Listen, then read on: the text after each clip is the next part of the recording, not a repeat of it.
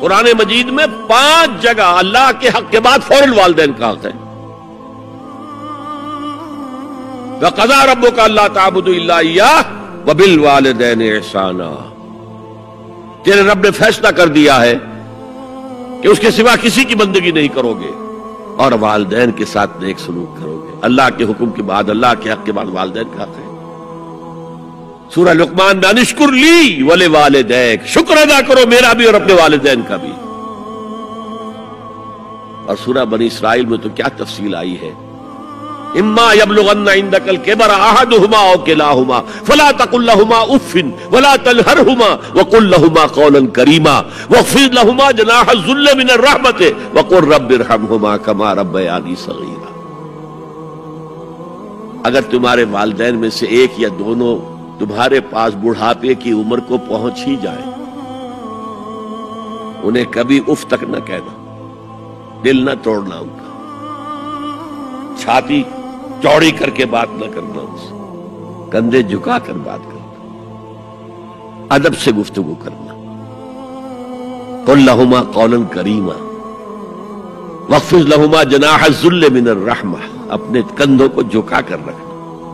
اور پھر کہنا، اللہ سے دعا کرنا، رب ارحمہما کما ربیانی صغیرا، پروردگار میرے ان والدین پر رحم فرمائیو جیسے کہ انہوں نے مجھے پالا تھا جبکہ میں چھوٹا سا تھا. تو خاندان کے نظام کو مستحکم کرنے کے لیے 3 ڈائمنشنز ہیں. جیسے ایک کمرہ ہے، چوڑائی ہے، لمبائی ہے، اونچائی ہے. پہلے تو شوہر اور بیوی کے درمیان بانڈ آف لو. اب یہ شوہر اور بیوی پیرنٹس بن گئے ہیں، والدین بن گئے، اولاد آ گئی. سیکنڈ ڈائمنشن ایڈ ہو گئی، ادب، عزت. اور بہن بھائی ہیں، اخوت، جس کو کہ وہ کہہ رہا ہے جی ویلز بھی، فریٹرنٹی. خاندان کا ادارہ مستحکم. یہاں ایک نقطہ اور بیان کر دوں. لیگل لیول پر بیوی کے حقوق کم ہیں، شوہر کے زیادہ ہیں. الرجال قوامون علی النساء، سیدھی سیدھی بات ہے اور ہمیں ڈٹ کر کہنا چاہیے. یہ اس سے زیادہ معقول بات کوئی نہیں. کسی ادارے کے 2 سربراہ برابر کے اختیارات والے نہیں ہو سکتے.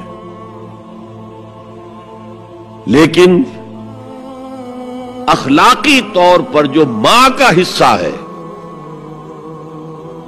باپ کا حصہ اس سے 1/3 ہے.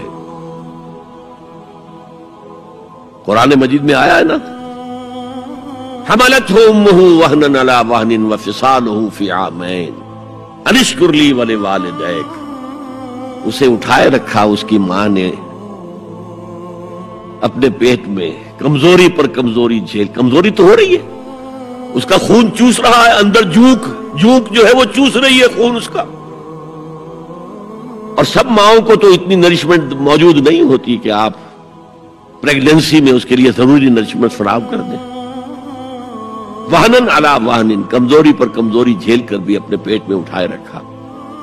وفصالہ فی عامین، اور پھر دودھ چھڑانا ہوا 2 سالوں میں. وہ جھونک جو ہے وہ پھر اس کی چھاتیوں سے چمٹ گئی. لہذا اس کا حق 3 گنا زیادہ ہے باپ سے. ایک صحابی حضور سے پوچھتے ہیں، حضور میرے حسن سلوک کا اولین مستحق کون ہے؟ فرمایا تمہاری والدہ. پھر پوچھا ان کے بعد کون؟ پھر کہا تمہاری والدہ. پھر پوچھا ان کے بعد کون؟ پھر کہا تمہاری والدہ. پھر پوچھا ان کے بعد کون؟ تو کہا تمہارے والد. 3 درجے. اور یہ جو فرمایا الجنت تحت اقدام الامہات، جنت تو ماؤں کے قدموں تلے ہے، یہ باپ کے بارے میں تو نہیں فرمایا. یہ ہے ایکویشن، بیلنس. اسلام قسط کی بات کرتا ہے، انصاف کی بات نہیں کرتا. انصاف تو یہ کہ آدھی روٹی ادھر دے دو، آدھی ادھر دے دو. انصاف ہے، یہ اچھی چیز ہے. یہ قسط یہ ہے کہ بوجھ اٹھانا ہے تو جو زیادہ قوی ہے اس کو زیادہ بوجھ دو اٹھائے، اور جو کمزور ہے اسے کم بوجھ دو. یہ قسط ہے. تو اسلام نے عورتوں پر ذمہ داریاں کم رکھی، ان کے اختیارات کم رکھے، لیکن اولاد پر حق ماں کا 3 درجے